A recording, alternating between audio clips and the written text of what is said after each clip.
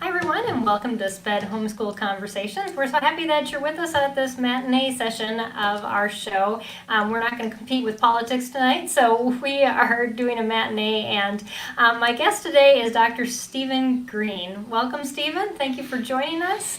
And Thank you. Yeah, we're glad to have you here. We're going to talk about teaching time management to students, which I know a lot of parents, whether they have a student that struggles or academically or not, this tends to be a topic that we just all need a little help and expertise on. So I'm glad that you're here tonight. And this kind of wraps up our month. Last month we dealt with a lot of at-home strategies for things that students struggle with, whether it was physical therapy, sensory needs, preschool years, all those kind of things that we definitely need some expert advice on as parents as we homeschool students. So we're kind of wrapping up October with the 1st of November with this broadcast. But yeah, I'm excited to talk about that. And I also want to thank Learn Well Homeschool Collective for sponsoring this episode of SPED Homeschool Conversations. We'll hear more from them about halfway through the broadcast and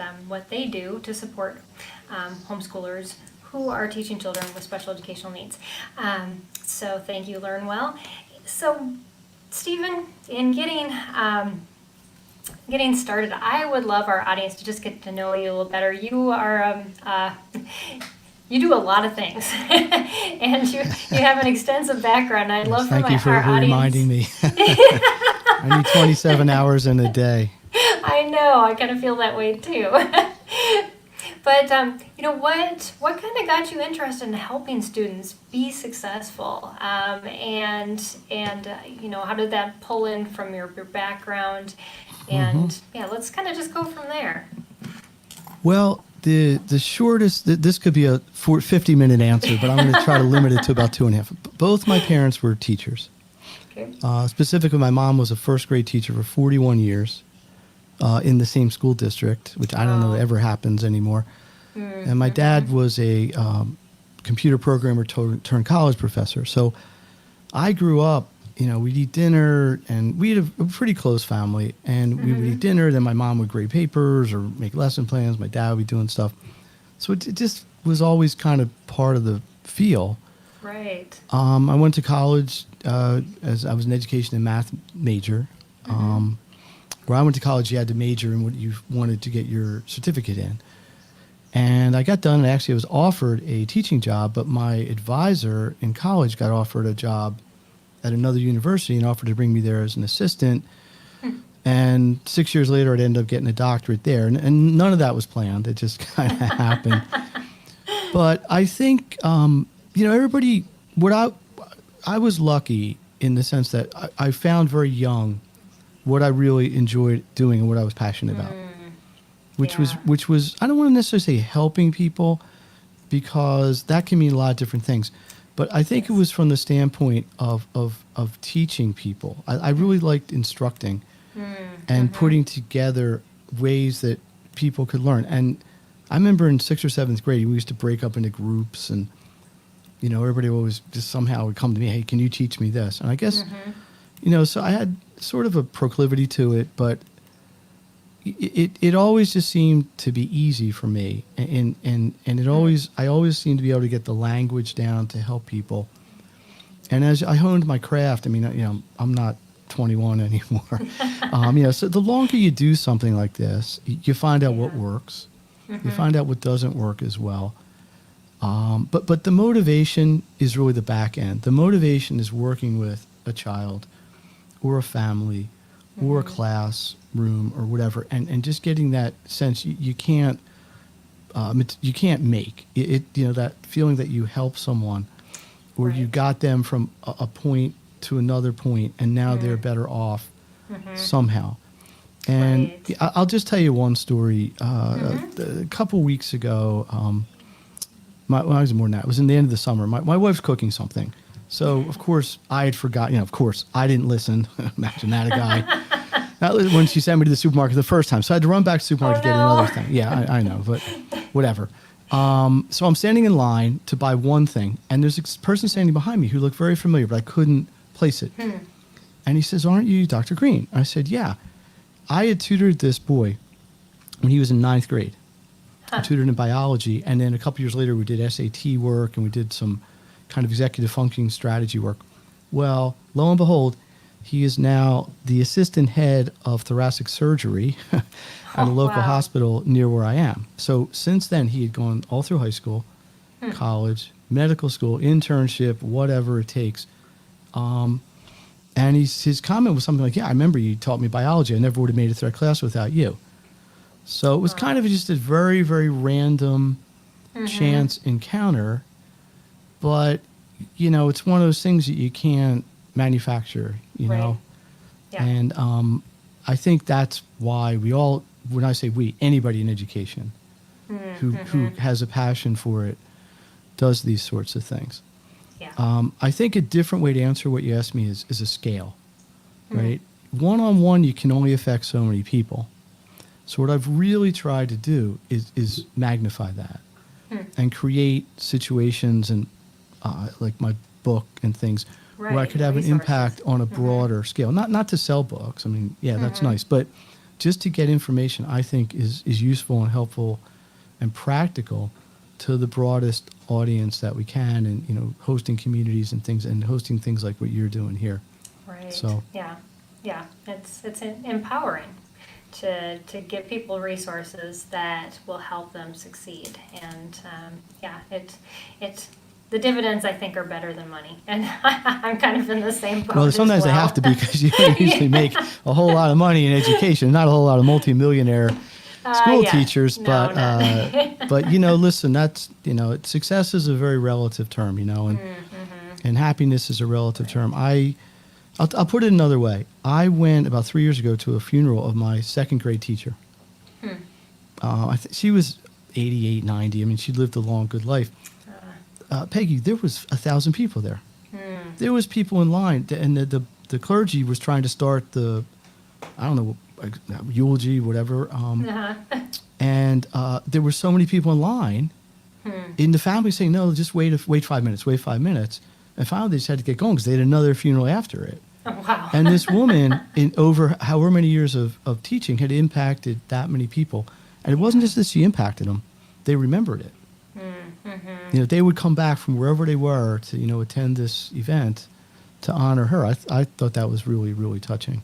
Yeah, that is so true. Yeah, like we forget that it's the things that we do on a daily basis consistently that affect a lot of people. And so I mean, so your passion is to help students to find success, and I know that very much built into that is time management.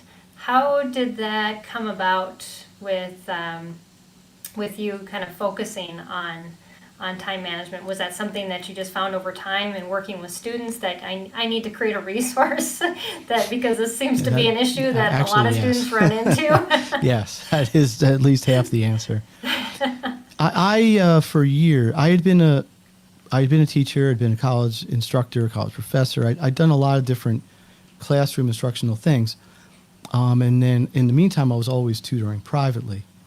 And one thing I noticed was somebody would come over and we'd be working on whatever, math, bio, whatever subject it was. And a lot of the reason they weren't getting the information was because they were completely unorganized.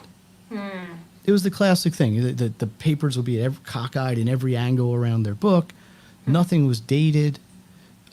They couldn't find a worksheet. Oh, I know I got a worksheet for homework, Steve, but I don't know where I put it. And this was before you could go and pull it up online, you know, whatever the technology is today. So I started just doing basic organizational. Now it would probably be called executive function skills.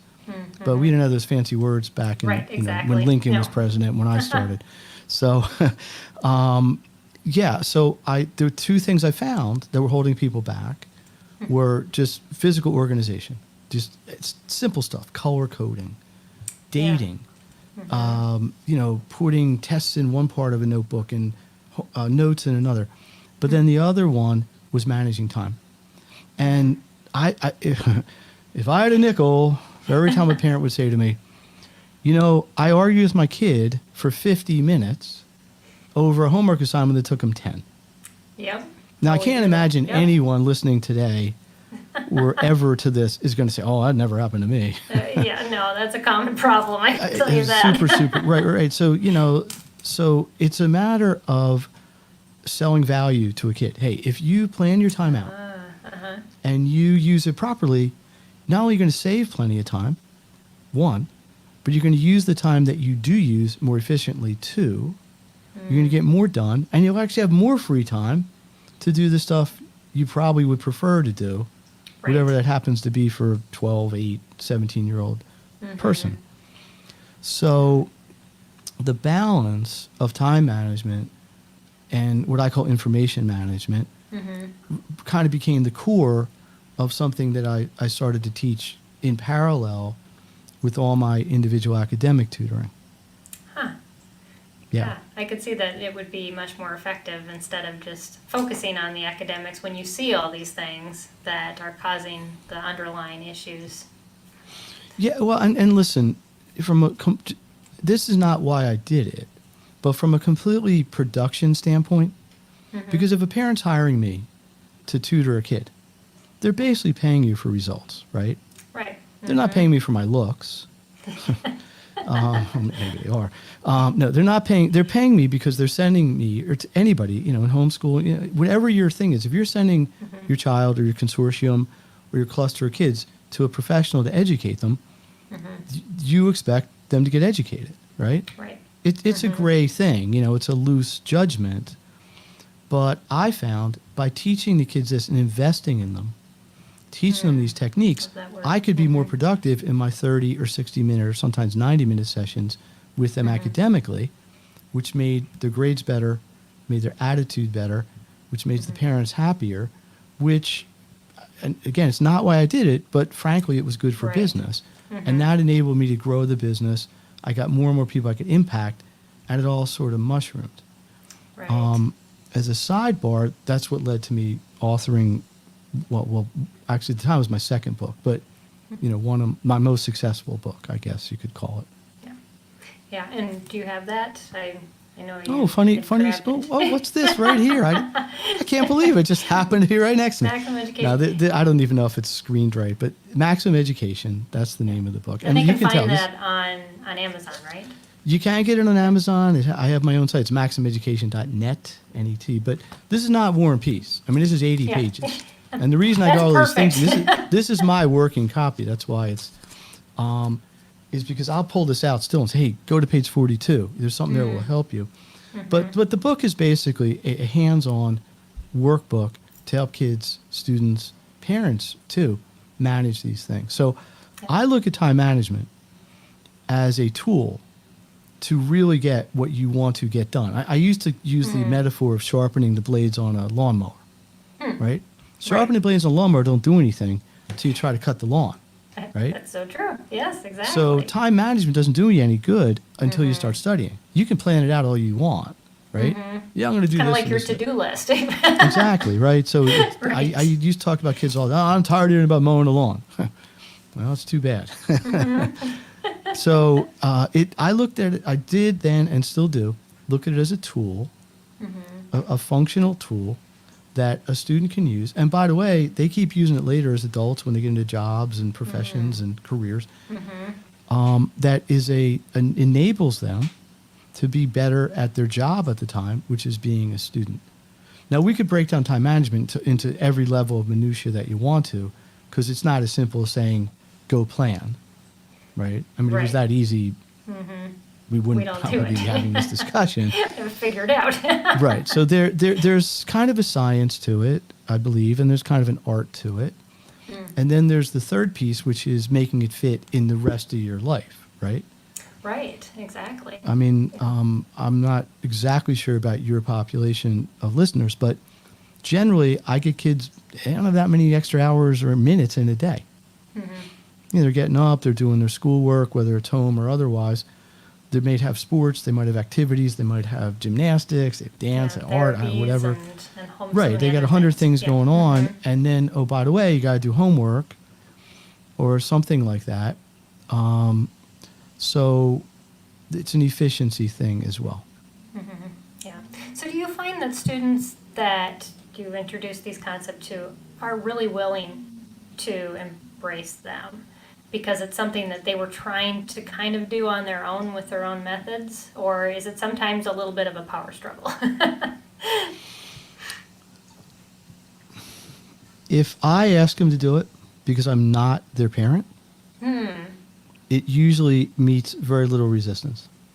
That's an interesting Now, take. but here's what happens, and I don't know if you have children. We haven't gotten Oh, I that. have 3, yes. Okay, well, we hadn't gotten that close in our conversation. But Yeah. so, here's how it happens, Peggy, and I got to think there's people out there. I know where he's going with this. I'm working with a kid in my space, in my classroom or my whatever, my office. And I say, hey, we're going to do this, Peggy. You're going to do this when you go home. You're going to do this every day, whatever. Yeah. I got it, Steve. Got it. Parent walks in. What'd you learn today? Duh. Yeah, exactly. How'd it go? Good. Yes. What'd you learn? How to learn. So it's weird, and it just is, because I hear this from a gazillion, million, thousand parents. That why is it that when you or somebody else asks them something, they're the sweetest, angelic, nicest child to ever be born, but when I do it, it's like a fire-breathing dragon. So Exactly. yeah. So, and I'm being a little bit sarcastic, but the reality is it's true. So it gets back to a little bit what I said a few minutes ago. Is it's about value. Right? Most, Right. I'm going to say, when I say kids, I'm going to say kids who are old enough to work independently. So I say maybe 12 and up. To them, if it's not important to them and they feel they're old enough to have that independent decision, that's where there's the clash with the parents. So Yeah. what I need to do is show to them, listen, if I can show you what it takes 5 minutes to plan out the next 2 hours so that those 2 hours are way, way more efficient than they would have been otherwise, will you do it, and will you actually make it work? So you got to get a buy-in first. Yes. Now, as a parent, you could do the same thing. Peggy, listen, we're going to sit down, we're going to plan out our evening tonight, or our day today, or our school day today, whatever, and I want your input, but once we commit to it, I need you to commit to it. Are you okay with that? Right. Sure, Mom. Yeah. Love to. So I think some of this, and this is really going beyond time management. It's a parenting discussion. It is giving, and I don't love using this word here, but I'm going to use it anyway, ownership of the conversation and the process to the kids, if they're old enough and responsible and independent enough to handle it. Right. Or at but- least giving them, I know some parents, like they have, the schoolwork that needs to be done in different buckets. And then which bucket do you want to do first? Yes. Or if I get to choose the first bucket, then you get to choose the second bucket. It's all part of the details that we haven't gotten to yet. Yeah. Right. But the point is, if the kid agrees to the buy-in and they don't do it, then you have to have consequences. Right. There has to be accountability. That's a piece of this as well. And you can't have both. You can't have one without the other, Right. or you can't not, be willing to push the consequences, to. Well, to and the consequences eventually, if they're not using the skills, is they're not going to get things done and they're not going to have time. So, they're going to have to learn that one way or the other anyways. That's the theory, right? So here's, to break this down a little bit, because listen, we're not talking about people building, the Sistine Chapel here. Right. This isn't brain surgery. Basically, this is my basic process. So if people are wondering, hey, what's this guy really talking about? Number one, you have to have a planning phase. We have to look at the scope of what needs to be done in whatever period of time it is. Normally, you don't go beyond a day. Right. Right. But sometimes you're going to have longer term considerations. So here's the idea. We have a meet, in the homeschool community, 8:30 in the morning, whatever. We're going to have a little powwow, and we're going to plan out our day. We're going to look at what needs to get done, and we need to, this is important, approximate how much time you believe that's going to take. Right. So A, what needs to get done? Let's make a list, and let's see if I can find it in here. If anybody wants this, I can send it to them. But I use a chart that looks something like this. and it's really, it could be a spreadsheet or whatever, but so we have a column, I'm probably not doing this well, but we have a column that just physically lists everything, okay? Then what we do is we say, okay, what's the priority? That's the P right there. Okay, is that high priority? Is it low priority? Is it super high priority? Then we rank it. So we may have 4 things that are high priority. So one's going to be like high 1, high 2, high 3, high 4. So we take every single assignment, whether it's going to take 1 minute or 90 minutes, and we're going to rank them 1 to however many there are. Then we take that, we circle back, and we shuffle them around and say, all right, we're going to do them in this order. Then you got to stick to it. Now, again, Right. I said not rocket science, but the secret here is having a plan, having a system. And there's a lot of nuance to this I'm not getting into, but then really the execution is the key. And it's Right. perfectly fine. True. And I encourage people, especially if this works well in an academic setting, if you're planning a day, like a school day, also works very well in a homework setting.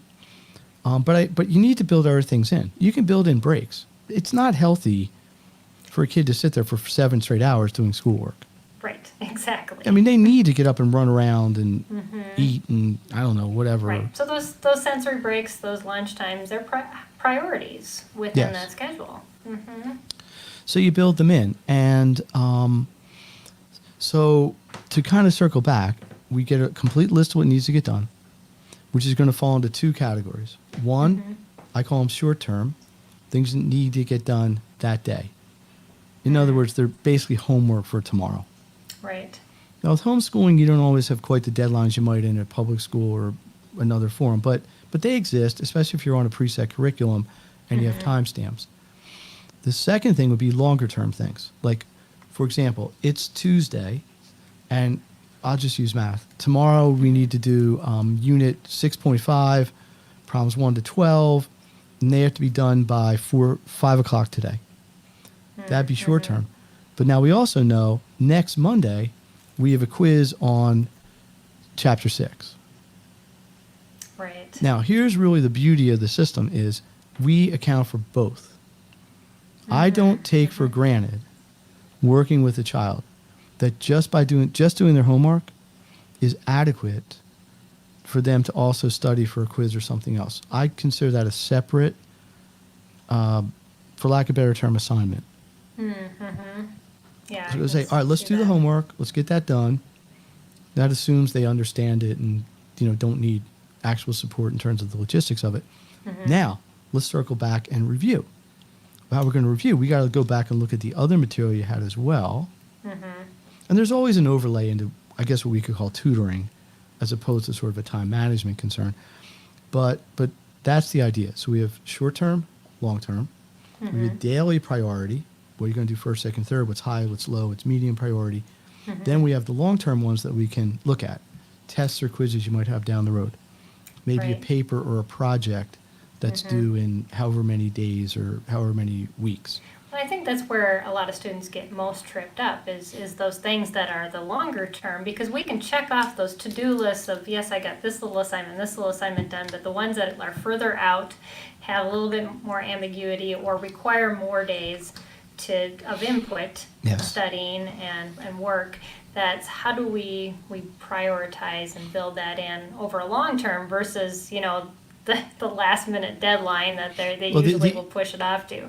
The easier answer is you just make it a daily activity. Okay, I mean, that's my system, or the system I have used and created. Look, this is kind of like the parents not getting through their kids when somebody else can. Yeah. How many people out there, a little show of hands, have ever had a situation where a kid knew about a test for 2 weeks but didn't study for it till 11 o'clock the night before? Right. Never happened. It never happened to anybody I knew. So you ask yourself, why is it in a world where everybody knows this is coming, you got this test, it isn't like the teacher sprung it on you or the curriculum sprung it on you that morning. Right. So why is it so, epidemic's a bad word to use right now, why is it so common that this happens so much? And I think it's probably because kids are just inherently lazy. you give a 14-year-old a choice. You want to do homework or you want to go play? I'm not going to pick homework most of the time anyway. But that's why, especially if you're a facilitator, and I don't know if you have a word every body in your homeschool communities use, but facilitator is a big one in my kind of geography. Coordinator, facilitator. They don't usually use the word teacher, is kind of my point. I think this is what you really have to ingrain into your communities, is that, yes, we need to get done what's on the plate for that day. Absolutely, that's obvious. What's not as obvious is we also have to consider what's coming up down the road as equally important. Right. Maybe not for the next day, equally important, but equally important in terms of your academics, your education, your commitment to it. That I build in to the time management piece, and I build it in through a priority, through the priorities of it. Right. So again, to repeat myself, we collect the list, we rank, short-term or long-term, we prioritize with each one of them, we set the time boundaries, we build in breaks, now we created a schedule, and now we go to work. Yeah, Now, I I've can done- see the benefit of a parent or an advisor or somebody working with a student, helping them to see that at first, because it's not the most obvious that this is what I need to do today. No. And so that kind of outside influence of, but remember, and to add that to the list. Well, in the beginning, for sure, the facilitator, teacher, coordinator, head person, call them what you may, is going to have to model this. This is something you're going to have to do with, for sure, maybe even for your students initially. Right. Because if they already knew how to do it, they would do it. They would do it, exactly. Right? So in the beginning, I do this definitely daily. I do this almost every session I have to this day with students when we're working on academics. Not for an hour, for a few minutes, because it sets the Right. stage. It's you could use a gazillion metaphors. If you're going to make a meal for dinner, you got to have your stuff in the refrigerator, right? It's kind of the same parallel. You got to have your ingredients, so when you go to cook, you're not looking around for everything, wasting time. Right. Yeah. To boil a lot of this down, a word this drives to is just efficiency, right? I mean, because we're not really discussing, at least sort of conspicuous by its non-mention, is good grades or bad grades, right? Somebody could be the most time-efficient person in the world and get Fs. Exactly. I mean, obviously nobody wants that. And everybody has the example. Every kid, my friend Johnny down the street, he never does anything. He's got terrible study habits. He don't do anything on time, and he gets A's. There's always the counterexample that's frustrating. Right, exactly. Right. It's like the person that smokes and drinks and eats crappy foods and never gets a heart attack, and the person who runs every day, unfortunately, Right. does. But there's always that, and kids always pick up on that. They can find a person like that, a needle in a haystack. Exactly. Right. But to your point, which I completely agree with, is this has to be taught over time with the expectation that it's going to take some amount of time, number one, for the student to accept the fact that it's valuable, and I've said that before. Right. Two, to get them to be able to understand how to actually do it on their own. So there's kind of a weaning process. In the beginning, it's like 95% facilitator, 5% student, and it gets closer 50-50, and then you reach a point where student can kind of do it on their own, or at least should do it on their own. Right. And the facilitator, teacher, parent can kind of just check it and say, yeah, great, well done, now let's go do it. Right. It's that kind of scaffolding process where you just kind of give them what they can handle at first and kind of just take it away as they overtake those different habits and integrate them on their own. Yes. Yeah. Yeah. So that's the idea. And as a teacher, not every child's going to pick this up as quickly as others. Right. Not all of them are going to embrace it. It's also age related to a degree. You're not expecting a 8-10-year-old to pick this up and be as independent as a 16-year-old should be. Exactly. But what we're really doing on a level is preparing our kids for when they're not in our nest anymore. right? At some point, 18, 19, 17, they're going off to University of XYZ. You know, we are saying, hey, we spent all this time teaching them their skills, Right. teaching them to be independent. Why did we homeschool? Because we wanted free thinking, independent based kids, right? I mean, that's clearly not the only reason people homeschool, but Right. I mean, it's one of the reasons, right? They're not, you know, stuck in the public school dogma kind of thing. So Right. we as homeschool advocates, that's one of the goals we have, right? But we also need the nuts and bolts, or as you call it, the scaffolding, great choice of words, so that when they are in an environment where they don't have that support anymore. You can't homeschool your kid at the University of Texas, or Right, is there a exactly. University of Yeah. Houston? I guess, right? Yeah, there's a University of Houston. There's Okay, there you go. there's a lot of Right. them. Yes, that's where my oldest just graduated from. Oh, well, congratulations! There you go. Are they the Oilers? I don't know. What would they be in you? The Astros? I don't know. Or We never watched it. Cowboys? I don't know what they have in Texas. Yeah, I'm provincializing myself here, being from the Northeast. But my point is, we invest our time, our energy, our resources, our love into these children because we want them to be able to do this all independently, but well, so that when at some point the cord's cut and they fly to nest and use whatever empty nester metaphor you want, that we can be confident that they're going to be strong self-advocates. Right. Oh, so You know? true. Yeah. Yeah, Well, we're about halfway you- through our you- conversation. Oh, we are. Wow. So yeah, so I'm going to take a quick break and let Dr. Greene take a breather, and we're going to hear from our sponsor, and then I'm going to bring him back, and we're going to continue this wonderful conversation. So we'll see you just in a moment, Dr. Greene, and I thank all of you for joining us, and I also thank Learn Well Homeschool Education Collective for sponsoring this episode of SPED Homeschool Conversations. They want you to know that homeschooling is a serious commitment, and your invest in time and energy in your children every day, as well as doing all the planning, research, and problem solving needed for a great education. And they want you to know that Learn Well Home Education Collective can help you by taking these tasks off your plate so you can homeschool with confidence. You can join Learn Well. And when you do, you'll have both a grade level and special needs expert supporting you every step of the way. They'd love to serve you as you homeschool this year. You can find out more at learnwellcollective.org or contact them at info@learnwellcollective.org.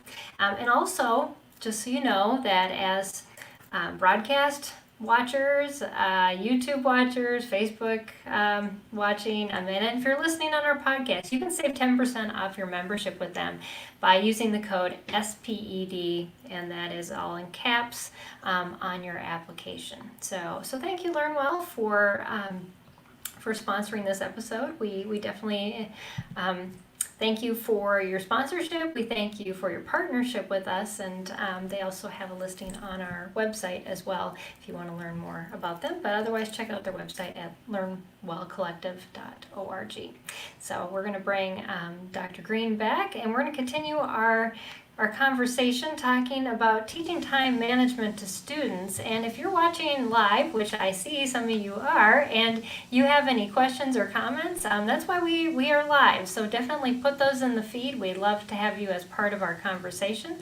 We are live right now on Facebook, on YouTube, as well as on Periscope. So wherever you're watching from, we welcome you and look forward to hearing from you and where you are, and just how your student has struggles with time management. Maybe you can ask Dr. Greene what his advice is. So anyways, so I love some of the words that you used in the beginning half: value and investment, and also that we focus on what's most important, and it's not like eating the whole elephant. We just have to, figure out what the priorities are and how to attack that. And you simplified it greatly. So just wanted to point those things out. And Well, the truth is, and it's a little bit like we closed that segment with, we as adults, as parents, we get so invested in the day-to-day, the minute-to-minute, and because we have to, right? Yeah. Every day's got some struggle, some challenge, especially if you have multiple kids or you're involved in a larger kind of collective this way. But in the end, it's pretty much, as I was saying right before we broke, is we are investing in our kids. We're trying to pass on our knowledge, our accumulated expertise, whether we did it ourselves or got it from any resource, like the Learn Well, any place you can get value from, why not? Right. So I think that, I don't think that gets lost in the shuffle, but I think sometimes it gets kind of pushed down a little bit. So, because sometimes you don't really appreciate the wins, quote unquote, until there's an opportunity for it to happen.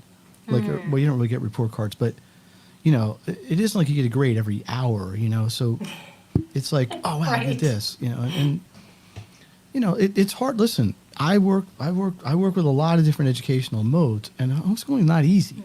I mean, there's days I'm sure a lot of parents out there going, Yeah, exactly. and rightfully so. It's frustrating. It's difficult. You're worrying about how you're going to do the next lesson. Are there parents experiencing this? Am I the only one who's having this frustration? Sounded like a great idea when I first got into it. Right. So I think sometimes as parents, facilitators, I think sometimes we have to understand that we're working hard too. And That's so true. I look at my role as kind of being a provider of resources, right? If what I do can make your life as a facilitator, I'm going to just keep using that word, easier, which in turn makes the results we get with our children better, we've succeeded, I think that's really important. The other thing I wanted to bring into the discussion, unless you have No. is what I have found, especially in the last 2 to 4 years, is really the importance of structure, which I differentiate from time management. They're going to overlap. They dovetail for sure. So I have some thoughts about that. I think I've observed, listen, gone are the days, maybe not completely, but at least where I am, where if you want to learn about an animal, you go to the zoo. But if you want to learn about, well, I live near Philadelphia, so, people would take field trips to like Independence Hall and, see the Declaration of Independence, and that's how you would learn about American history, or you'd go to Benjamin Franklin's house, things like this. That's not really what homeschooling is for the most part at this point, right? I mean, people can still do that, but because it's all online, right? And instead of going there, you go to some virtual website or something, and that's not a bad thing. I'm not criticizing that. It's just a different experience. So what I have found, and I've done 3-hour workshops on this, so you're going to get the very, very abstracted version of it, is I've identified 5 structures that you can kind of overlay and intertwine with the whole time management discussion we had before, that I think parents, facilitators, whatever, will find useful. So if you'll indulge me with that. That'd be great. So one is you have to have a physical structure that works for you. You know how many times I've had a parent call me up and say, Steve, little Peggy's the smartest girl in Harris County. Isn't there Harris County near you? Harris County is downtown Houston. My memory's still working. You got it there. She's the smartest little girl in Harris County. But I go in her room, and she's doing homework on her bed. She's got the pillow there. She's got stuffed animals. She's got the radio on. She's got texting her friends. She's got this over here, this over there. There's no structure physically that's going to create the greatest success we want.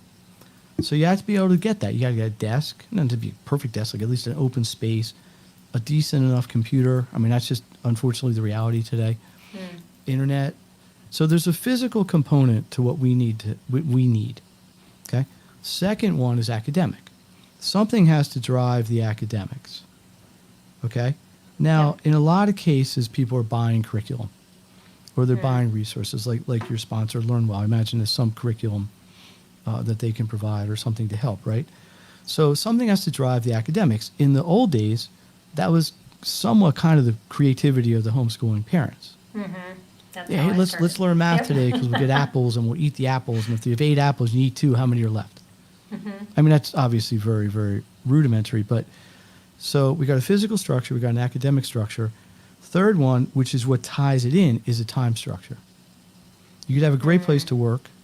You'd have a good academic situation, but if your time management is bad, not as good. The fourth one is accountability. Who are you going to be accountable to? Now, in some cases, they're accountable to a curriculum.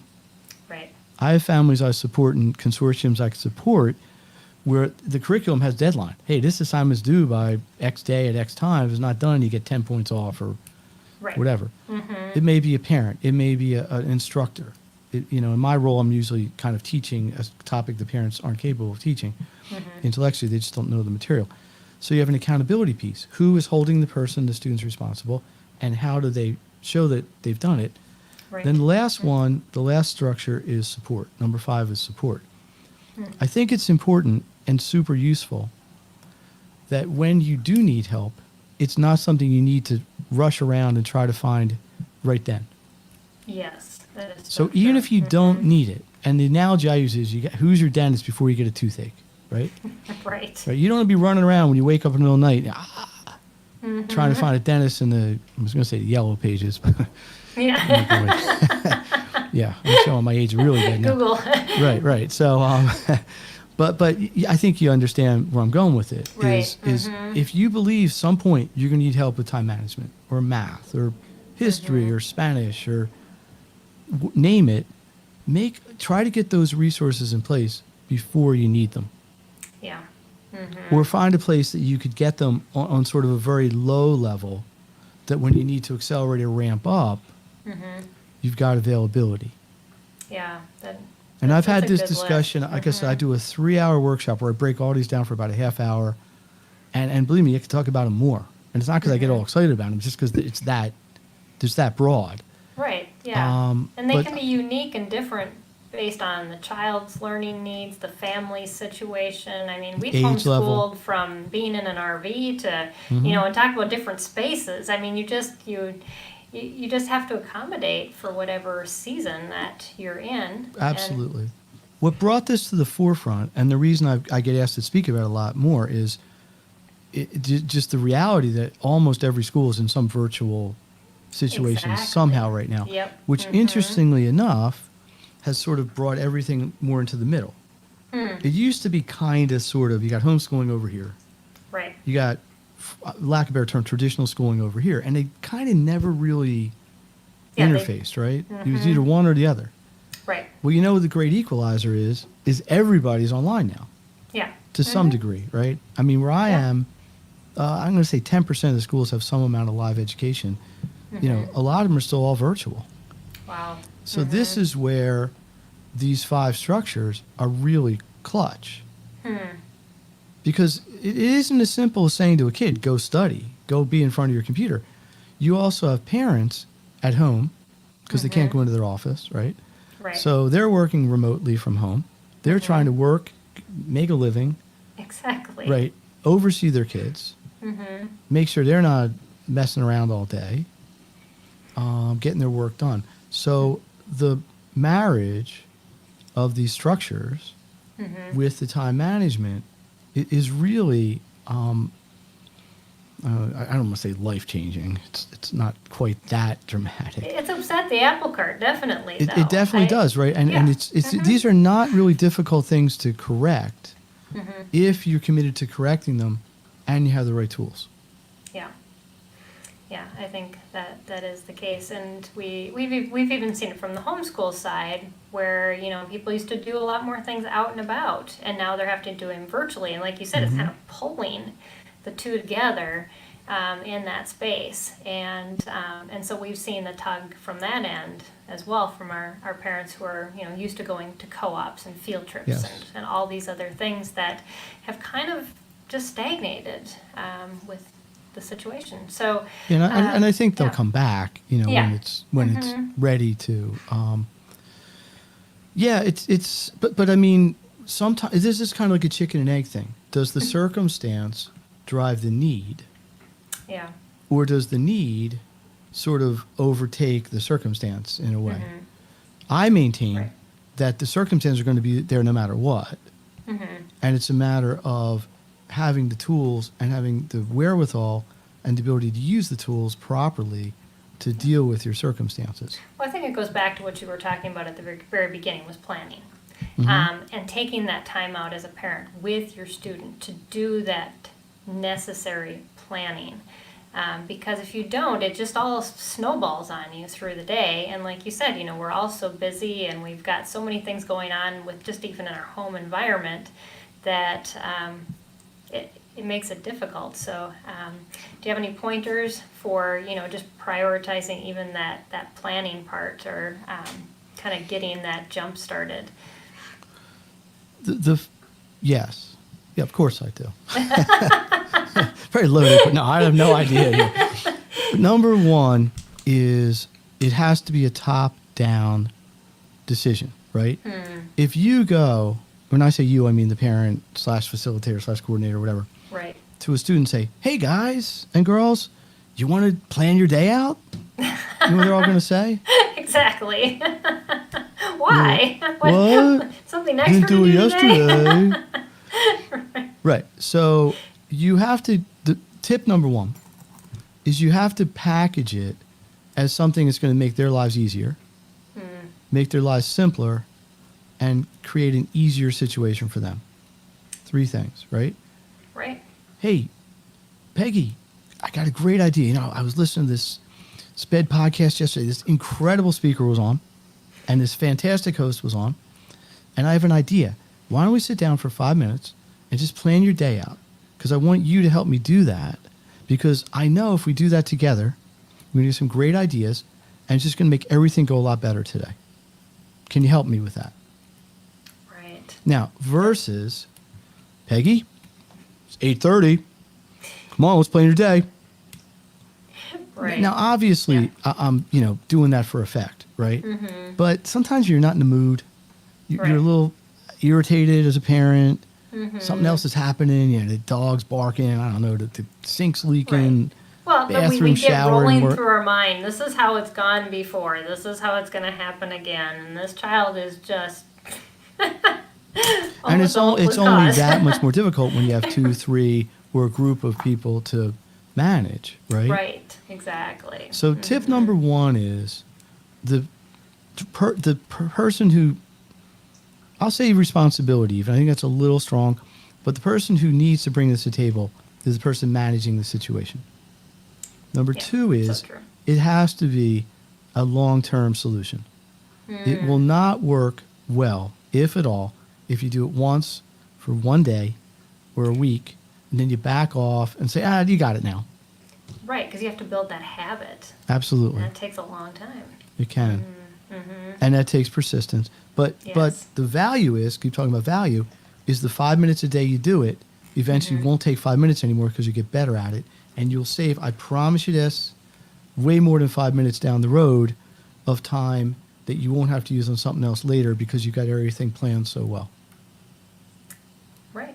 Yeah, exactly. Yeah, You heard it's it here passing that first. value along as to, it's valuable. And it's worth that investment. And listen, are we really asking kids to do anything that's that ridiculously out of line? Of course not. Right. It's not like we're saying, hey, oh my God, you can't use your phone today.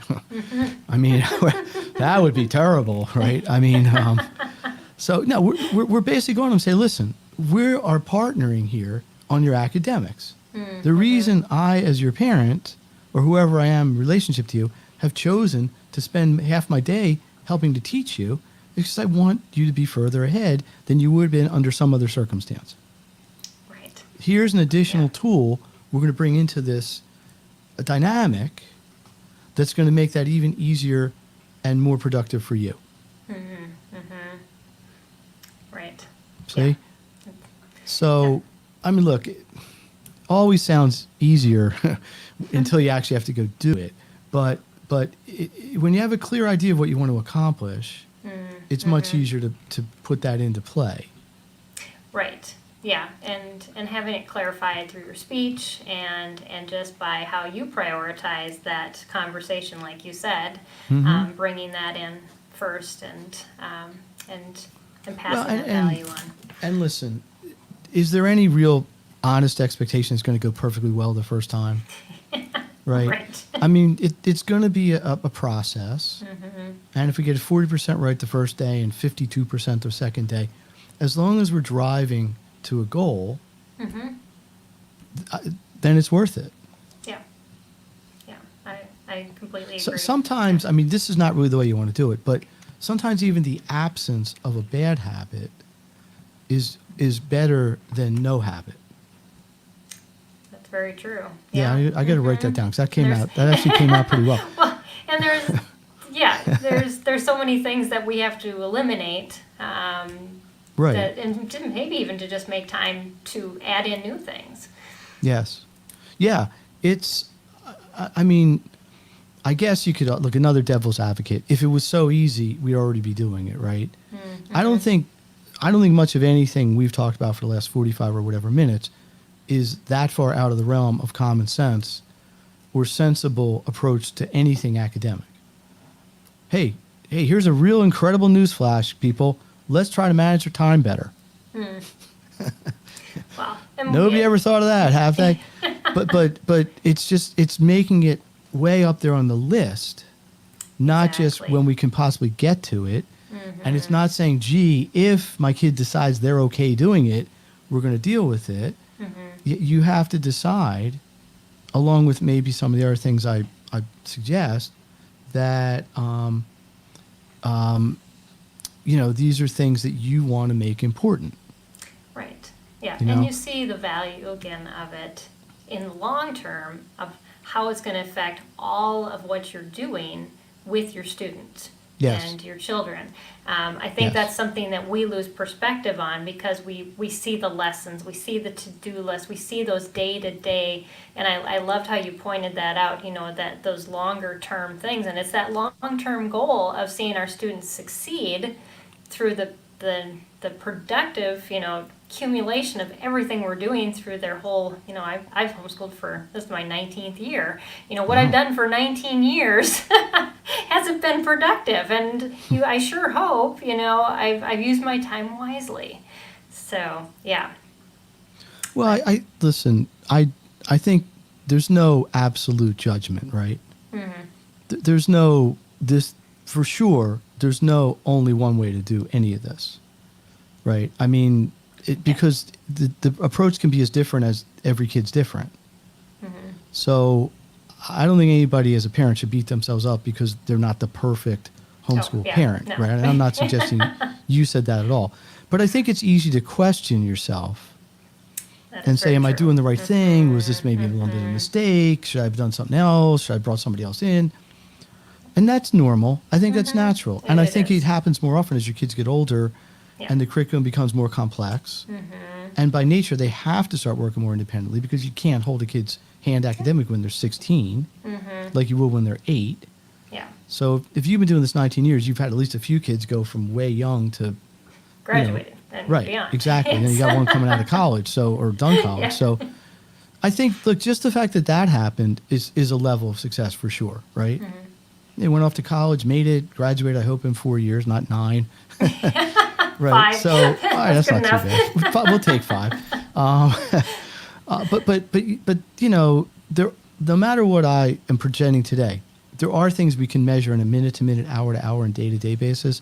But there are things that you just can't look at beyond the horizon of a half year, a year, or even a 3-4 year period. Exactly. It just takes that long for some of these things to manifest. Yep. Right? So, but I think they're rooted in the daily activities, the daily habits, and the positioning that the reason we're doing it is for a long-term gain. Right. Yeah. Yeah. I think that summarizes what you talked about so perfectly. It is. It's those daily things, but it's what if we do them consistently and we make sure they stay at the forefront and we give them value, and not only in our own heads but to our children, that will then take them beyond, as you were talking about earlier, and apply them into their lives. These are their tools that we're giving them as instructional gifts to succeed in their careers, their college, wherever they go. Yeah. So we got a few minutes left. Is there anything you want to share that's...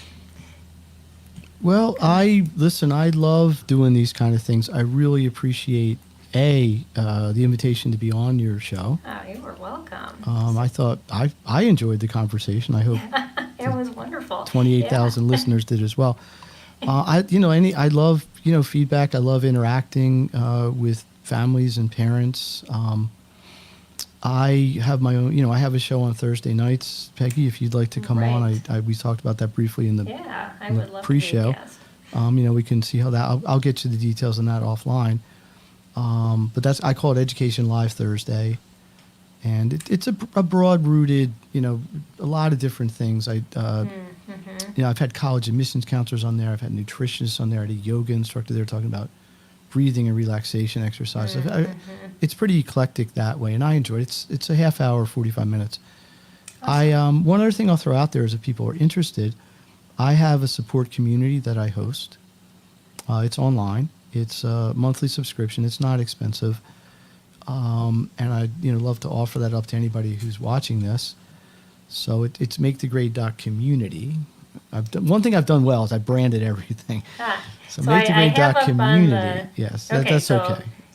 Yeah, that's great. So, but if you go to the website, which is flashing, makethegrade.net. Yeah, I can't get my finger. They should be able to get you to the. It's front and center on that. That's my big outreach thing to the world. It's a community.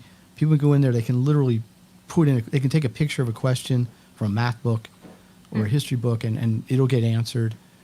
There's a lot of peer-to-peer help. I have a whole panel of experts. I have school psychologists. I have teachers. I have administrators. There's like 20 allied professionals that contribute into there.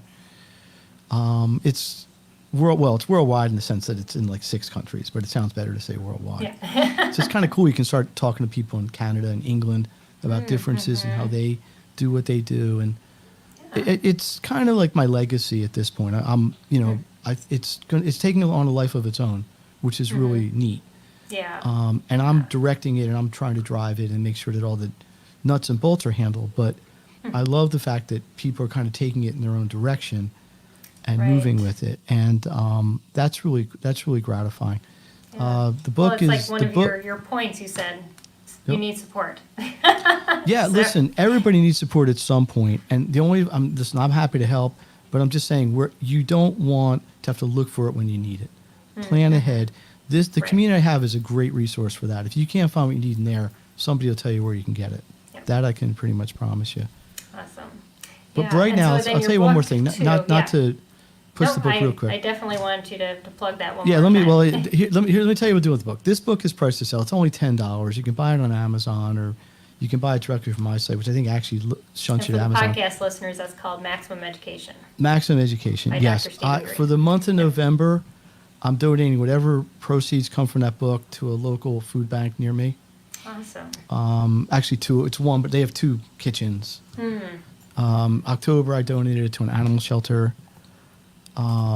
December, I haven't decided yet. It'll probably be some kind of family-related holiday spirit kind of thing. So the book is not about putting money in my bank. The book's about helping people. Awesome. Yeah. Well, thank you so much, Dr. Greene. This was just an incredible conversation, and just full of encouragement. And I think for parents, that where the rubber meets the road, this is how we move forward in helping our students to prioritize and prioritize our homeschools and help with time management overall. So I appreciate listen, I like to think I'm walking the walk. I'm not just, because I'm doing this every day too. Yeah, I have a planner that has those priorities already too. So good. Well, listen, let me thank you for hosting this and the work you do and what you bring to the community. You are welcome. I appreciate that. So I'm looking forward to watching the replay. Yeah. I love watching myself on these things. I always edit it the next day because we'll have shorter videos come out next week through this, and the podcast will come out Sunday. So watch for those. That's okay. It's good. But I want to thank all of you for joining us here on SPED Homeschool Conversations. This does wrap up our theme of at-home strategies. Next month, we're focusing on community. And I know that was the accountability part that Dr. Greene was talking about. We're going to talk about different ways to build a community so you can get that accountability and that support on a regular basis. And so we're going to be talking with experts all over about local and different laws related to that and a whole bunch of other things. So, so definitely keep joining us through the month of November as we explore all of that. But thank you for joining us on this special matinee. We'll be back to our regular time on Tuesday evenings at 8 o'clock Central until 9. But until then, have an awesome day, everybody, and we'll see you next time right here on SPED Homeschool Conversations. Bye, everyone.